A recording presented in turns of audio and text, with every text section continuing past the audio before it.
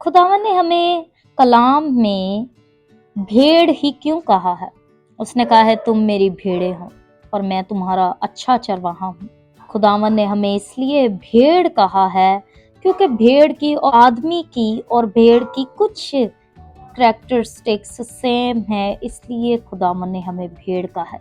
भेड़ बहुत मासूम होती है और भेड़ जब नीचे सर कर कर इस तरह से चलती होती है तो उसके सर में कंडे चुभ जाते हैं। जब वो कंडे चुभ जाते हैं फिर वो कीड़े पड़ जाते हैं उसके सर में। तो जब उसके सर में कीड़े पड़ जाते हैं तो वो कीड़े उस भेड़ के सर में अंडे दे देते हैं। तो जब वो अंडे दे देते हैं तो भेड़ से संभाला नहीं जाता, उसके सर में दर्द होता है और वो इस तरह से अपने चरवाहे को कहती है कि मेरे सर में दर्द होता है, मेरे सर में कीड़े पड़ गए हैं, अंडे पड़ गए हैं। इसी तरह से इब्लीस हमारे माइंड पर अटैक करता है, नेगेटिव और बुरी बातों को हमारे जहन में डालता है। हमारे जहन में जंग लगी होती है नेगेटिव, डिप्रेशन की, स्ट्रेस की, टेंशन की बातों को, दुख को, तकलीफ को,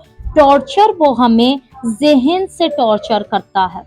तो जब हम अपने चरवाहे को, अच्छे चरवाहे को, यीशु को पुकारते हैं तब यीशु आपके पास आएंगे।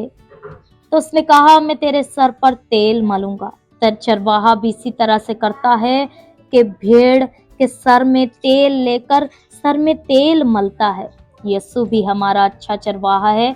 जब हमें ये कांटे चुभ जाते हैं, जब हमें ये दुख, तकलीफ, ये परेशानियां, ये फिक्रें तंग करने लग जाती हैं, ज्यादा हम डिप्रेस्ड हो जाते हैं, टॉर्चर हो जाते हैं, तब हम रो रो कर अपने बाप यीशु को पुकारते हैं।